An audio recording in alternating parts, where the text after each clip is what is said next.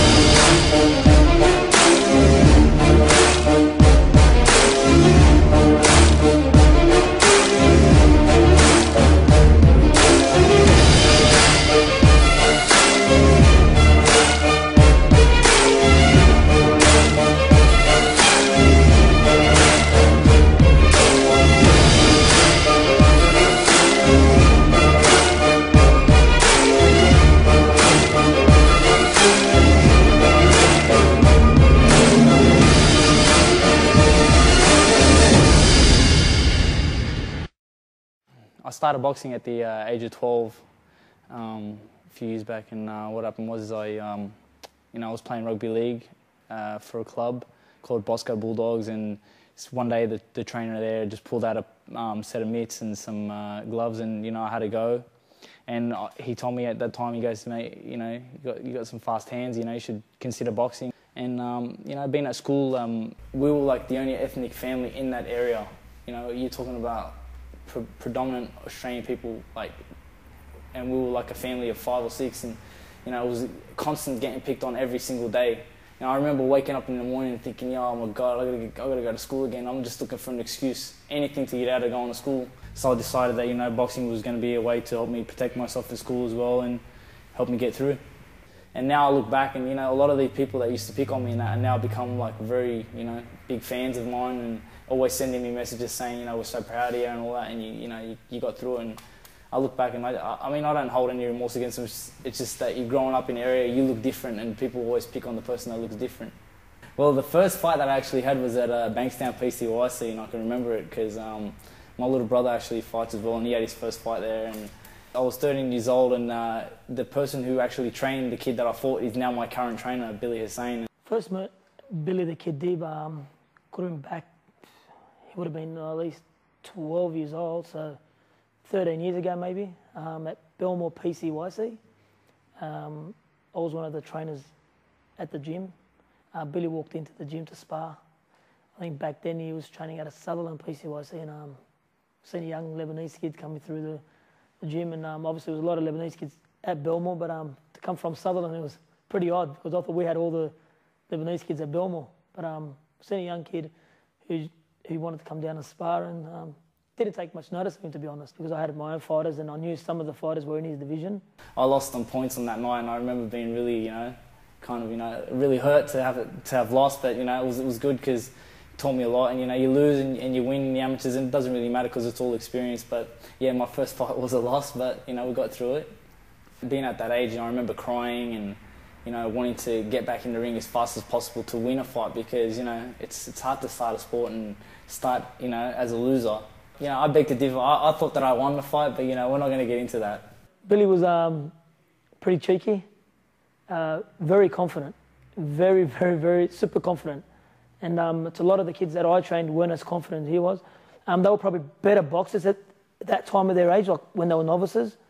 But he would beat him because of his confidence and belief in himself, where mentally he used to get the edge over him. I went on to have 113 amateur fights for 98 wins. 15 of them were losses, and you know, I got to represent the country. And you know, I fought in some of the highest and most prestigious tournaments in the world. It was a great experience, you know. Beautiful jab. Lovely feint. Looking very extremely confident here, Billy Dibb. Look at this. Very confident. He is very talented, Billy Dibb. The best fact is undisputed. He's hurt, Brown. Brown's hurt. Davey Brown's recovered, but he was hurt there. I got the opportunity to meet with Prince Nassim Hamed, who was at that time my hero in the sport, and you know, he was one of the ones who advised me at that age to turn professional. Billy the Kid Dibb! I think the professional game was more suited to me because it was longer rounds, more time to win the fight, and that's what I wanted to do. So I made that transition at a young age, and my first professional fight was on the undercard of Paul Briggs and Stipe Jews, and I won via 4th round KO. And you know, at the start when I first turned professional, I really, you know, I was anything but professional. I was very unprofessional. You know, the way I carried myself, and you know, I overreacted to some situations in the ring that night, and you know, but you know, you learn. I couldn't believe I was like, you know, I was actually turning pro at that age. It was a big stage, and there was so many people in the crowd. Like, I've never fought in front of that many people. To somebody who's never fought or somebody who's never experienced the combat sport, they will never know what it feels like to be up in front of a crowd that's roaring and screaming your name. It's like the endorphins of all the hard work, and you know, especially if you're winning the fight, you know, when everyone's chanting your name because you're winning, you just feel like so good. You feel like you're gonna jump out of your skin.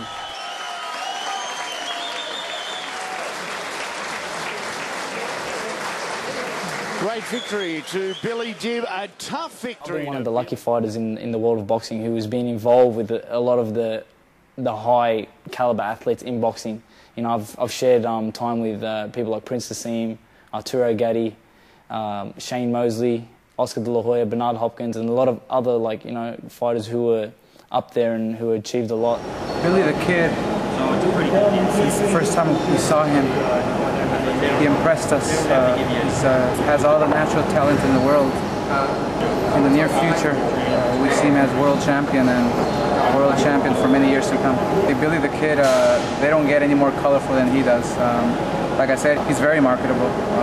You know, a lot of people are already following him here in the States. They're talking about him, and you know, I can't wait to put him in the main events to really showcase his talents. And anybody watching this down under, support him, because you know, you don't want to miss this train, because this train is going to go really fast for a long time.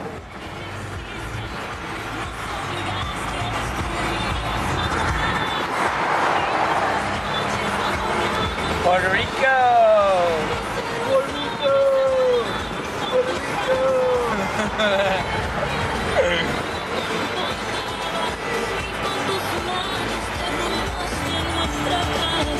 Música de J-Lo en esta hora de música. J-Lo. Comerciales. That was J-Lo? Yeah. 3:53, literalmente hay gente levantándose ahora mismo. Qué buena vida. Está todo y tengo un amor por Fidelity. 67. Oh, no. 60.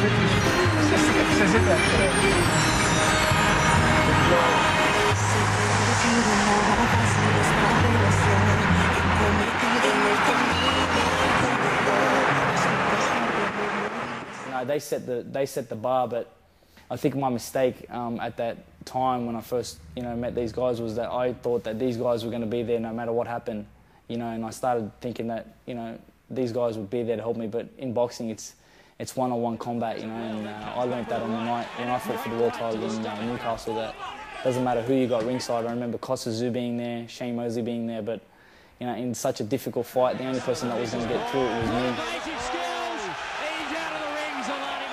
The thing that stands out in my mind the night before that world title fight was, you know, when we were in the change room, and my then cutman, who still works with me now, Brian Wilmot, taped on the wall, or one of the mirrors he put on tape, he put win, just simple in big letters, W-I-N, and I remember that clearly, you know, because when he wrote that up on the wall, I was like, yeah, that's what we're here to do tonight. And I remember talking with Johnny Lewis, and he said to me, he said, look, son, no matter what happens tonight, I promise you, you won't leave the ring without that title. And, you know, I made him make that promise to me and that pledge to me, and, you know, I was going to put my body on the line and do whatever I had to win the fight.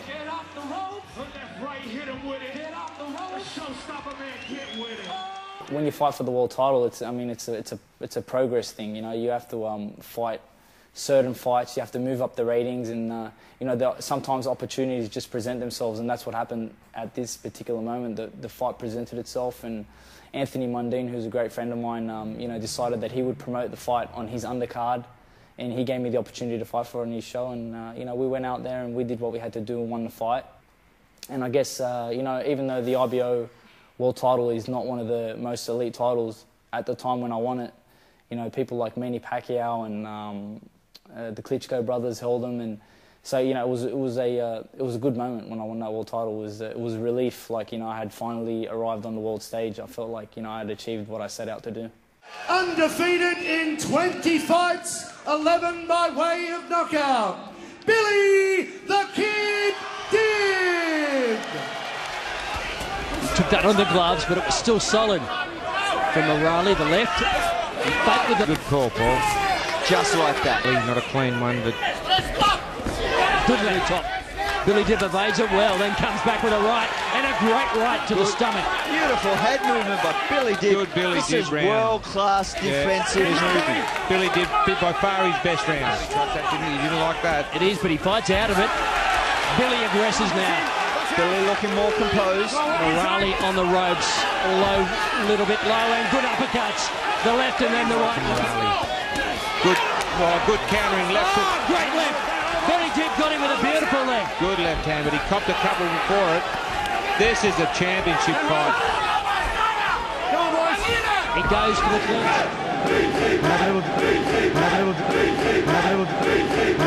Decision. And the new IBO Super Featherweight Champion of the world, Billy the Kid Dibb. He has fulfilled his destiny. Billy the Kid Dibb.